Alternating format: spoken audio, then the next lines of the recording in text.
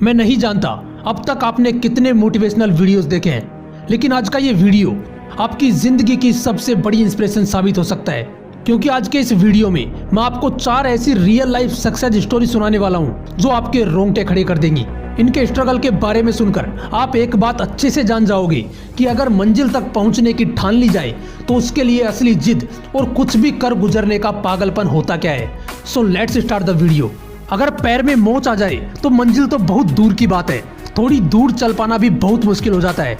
लेकिन मानसी जोशी एक 10 साल की बच्ची जिसको बैडमिंटन से मोहब्बत हो गई। इस लड़की का सपना था गोल्ड मेडल लाने का। इस लड़की ने अपने आप को इतना ट्रेन कर लिया कि जब ये स्कूल में थी तभी डिस्ट्रिक्ट लेवल के चैंपियनशिप जीतने लगी। लेकिन एक एक्सीडेंट की वजह से इस लड़की ने अपना एक पैर हमेशा के लिए खो दिया। ऐसी सिचुएशन में कमजोर दिल वालों के सपने धरे के धरे रह जाते हैं। लेकिन पैर खोने के बाद भी मानसी जोशी ने जिसको गोल्ड मेडल लाने की जिद थी, एक और चीज को जन्म दिया जिसे पागलपन कहते हैं। 2 महीने हॉस्पिटल में रहने के बाद वो लड़की वापस खड़ी होती है, प्रोस्थेटिक पैर के साथ चलना शुरू करती है, फिर दौड़ना शुरू करती है और अपने उसी जिद और पागलपन के साथ वापस बैडमिंटन खेलना शुरू कर देती है। वो अपने प्रोस्थेटिक पैर के साथ पुलेला गोपीचंद एकेडमी में जाकर बोलती है कि मुझे पैरा बैडमिंटन वर्ल्ड चैंपियनशिप जीतनी है। सिर्फ खेलनी ही नहीं है, जीतनी है। जिस दिन आपके अंदर ऐसा पागलपन आ गया ना, ये पागलपन ही काफी होगा पूरी दुनिया जीतने के लिए।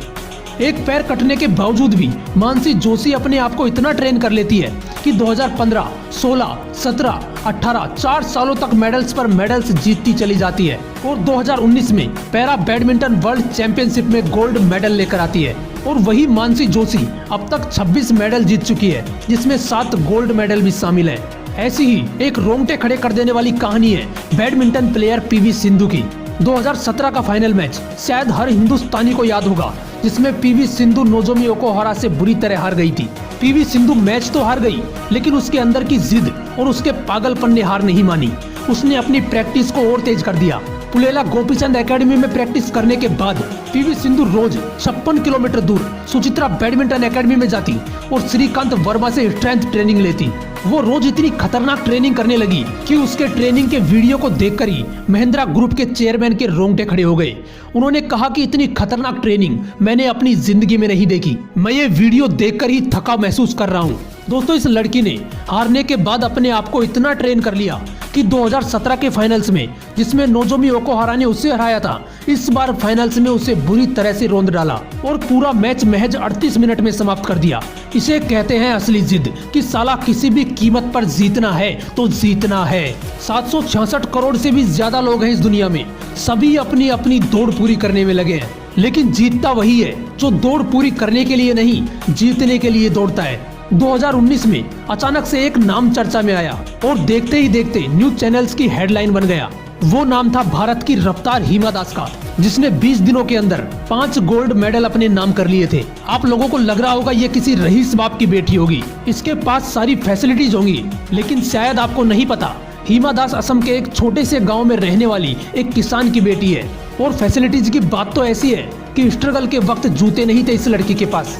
बहाने बनाना बहुत आसान होता है यार कि उसके पास सारी फैसिलिटीज होंगी इसलिए वो सफल हो गया, लेकिन मेरे पास तो कुछ भी नहीं है। मेरे दोस्त, कमी फैसिलिटीज की नहीं है, अंदर एक जिद पालने की है जो हिमा दास के अंदर थी। जिस लड़की के पास कभी पहनने के लिए जूते नहीं थे, आज वही लड़की एडिडास की ब्रांड एम्बेसडर है। ये होते हैं असली जिद्दी इंसान जो 1000 बार हार कर भी हार नहीं मानते। लोग उनका मजाक बनाते हैं, कोई फर्क नहीं पड़ता। लोग उन्हें पागल बोलते हैं, कोई फर्क नहीं पड़ता, क्योंकि वो जानते हैं कि पागलपन नहीं होगा तो मंजिल तक नहीं पहुंच पाएंगे। ऐसी ही एक पागलपन भरी कहानी है अरुणिमा सिन्हा की, जिसने मुझे बहुत इंस्पायर किया है। ये लड़की रात को ट्रेन में सफर कर रही थी। उसने गले में सोने की चैन पहनी थी। कुछ बदमाशों ने उससे चैन छीनने की कोशिश की और उसे चलती ट्रेन से कचरे की तरह बाहर फेंक दिया। दूसरे ट्रैक पर आ रही ट्रेन से वो लड़की टकराई और नीचे गिर पड़ी। जब उसने संभलने की कोशिश की तो पता चला कि उसने अपना एक पैर, जिससे उसने अब तक का सफर तय किया था, जिससे वो वॉलीबॉल प्लेयर बनने वाली थी, वो पैर उसने हमेशा के लिए खो दिया। दोस्तों, ऐसे हालात में क्या कोई सोच सकता है कि खुद को साबित करने के लिए वो लड़की दुनिया की सबसे ऊंची चोटी को फतेह कर लेगी, जिस पर दोनों पैर सलामत होने के बावजूद अच्छे धुरंधर चढ़ने से घबराते हैं। लेकिन उस लड़की ने ऐसी हालत में भी अपने आर्टिफिशियल पैर से 8,848 मीटर ऊंची माउंट एवरेस्ट के साथ साथ दुनिया की कई ऊंची चोटियों पर अपने देश का झंडा फहरा दिया। और उसके बाद इस लड़की को पद्मश्री अवार्ड से सम्मानित किया गया। अरे सीखो कुछ इन लड़कियों से जिनकी डिक्शनरी में बहाने नाम का कोई वर्ड ही नहीं था।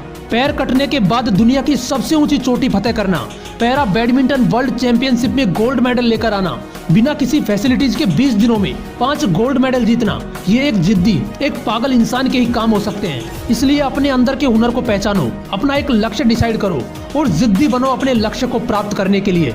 पागलपन की सारी हदें पार कर दो। लोग पागल बोलेंगे, बोलने दो, मजाक उड़ाएंगे, उड़ाने दो।